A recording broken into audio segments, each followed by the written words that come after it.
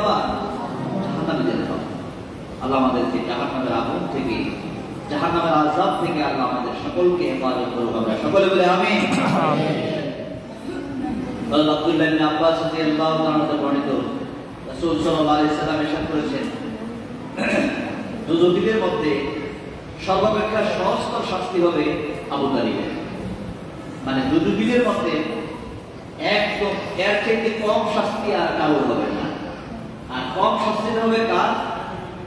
আবু তালিব, নবীজির চাচা আবু তালিব।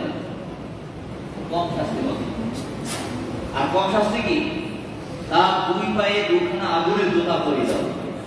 আর কোনো শরীরের মধ্যে আগুন নাই, খাবারও নাই, শুধু তার দুই পায়ের মধ্যে কি করবে? আগুনের জুতা পরায় দেওয়া হবে।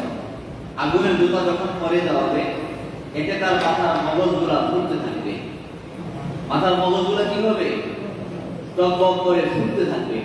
ফুটটা মানে কি? পানির মধ্যে যেমন পানি গরম করলে যখন পানি যখন পুরো গরম হয়ে যায়, পানি যেভাবে উত্তপ্ত হয়ে পানিটা ফুটে গেলে যেভাবে টকবক টকবক করতে থাকে, আল্লাহ রাসূল সাল্লাল্লাহু আলাইহি ওয়াসাল্লাম বলেছেন, জুতাটা পরিয়ে দেওয়ার কারণে এই জুতার আগুনের জুতার তাপে মাথার মগজ পুরো শরীরটা কি সুস্থ থাকবে?